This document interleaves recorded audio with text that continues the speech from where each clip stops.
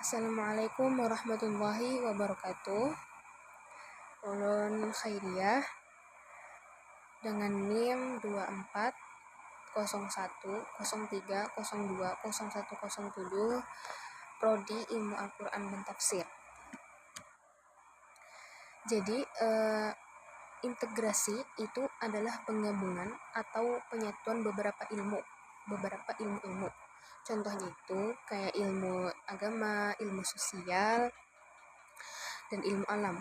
Tujuan integrasi ini untuk mendapatkan pemahaman yang jelas dan rasional.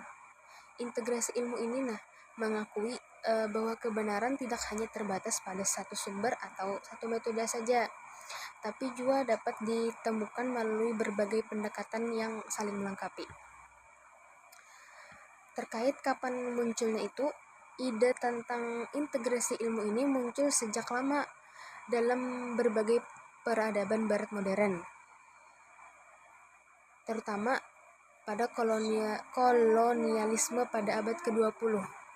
Tapi dalam konteks modern, khususnya antara ilmu pengetahuan modern dan agama Islam, itu integrasi ilmu ini menguat sebagai respon terhadap dikotomi yang seringkali dianggap ada antara keduanya. Lalu bagaimana perkembangan integrasi ilmu ini? Awalnya tuh respon terhadap sekularisasi adalah upaya islamisasi ilmu para pemikir muslim.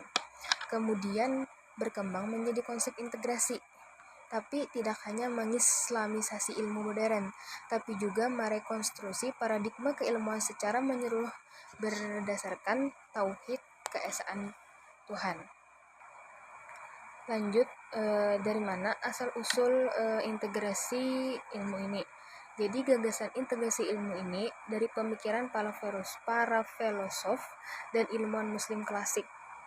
Contohnya seperti Ibnu Sina, Ibnu Rushd, Ismail Raja Al-Faruqi, dan Sayyid Hussein Nasr, lalu Sayyid Muhammad Naqib Al-Attas, yang mana para tokoh ini memberikan landasan filosofi yang kuat tentang pentingnya mengintegrasikan ilmu modern dengan perspektif Islam.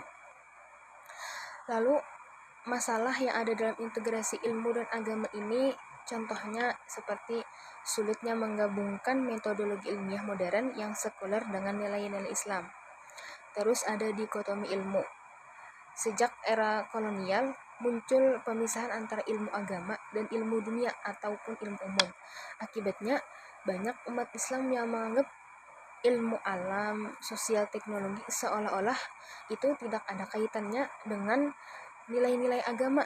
Sebaliknya pun agama itu dianggap terpisah dengan ilmu-ilmu duniawi. Terus masalah selanjutnya, metodologi yang berbeda. Ilmu modern itu berbasis pada observasi, eksperimen, dan rasionalitas empiris. Agama Islam itu menggunakan wahyu, nas, dan akal sebagai sumber kebenaran. Integrasi butuh metode yang bisa menghargai dua pendekatan ini tanpa menghilangkan identitas masing-masing. Nah, dari masalah-masalah yang ulun sebutkan tadi,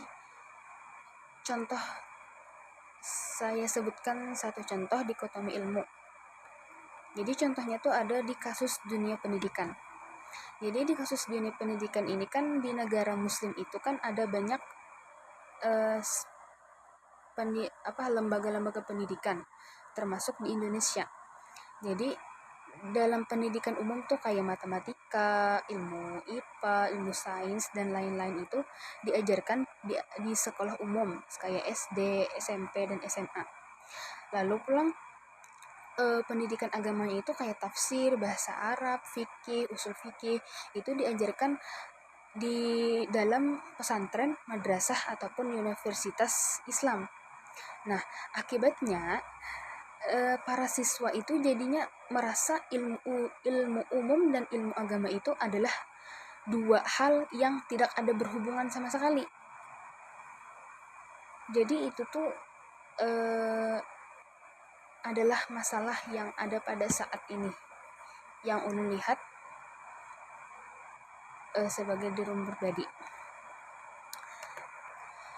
Lalu lanjut pada perbedaan pandangan antara Sayyid Hussein Nasr dan Ismail Raji Al-Faruqi. Jadi Sayyid Hussein Nasr ini pandangan Sidin itu lebih metafisik dan filosof. Beliau itu menilai bahwa akar permasalahan ilmu modern itu adalah hilangnya dimensi spiritual dalam ilmu. Bagi Sidin itu tidak cukup hanya mengislamisasi ilmu, tapi harus merekonstruksi kembali sains berdasarkan prinsip-prinsip metafisika Islam yang bersumber dari tasawuf dan filsafat perennial. Lalu, sedangkan Ismail Raji Al-Faruqi, menurut beliau itu ilmu-ilmu itu harus diproses ulang, didefinisikan ulang atau disaring ulang, ataupun disusun kembali berdasarkan worldview Islam. Beliau itu ingin semua disiplin ilmu diberi dasar keislaman secara aktif. Caranya adalah dengan mengintegrasikan wahyu dengan metode-metode rasional modern.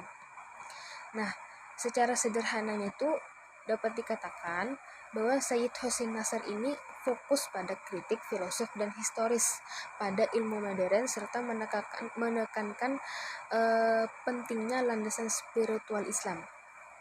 Sedangkan Al-Faruqi lebih menekankan pada upaya sistematis dan metodologis untuk merekonstruksi disiplin-disiplin ilmu modern dari perspektif Islam.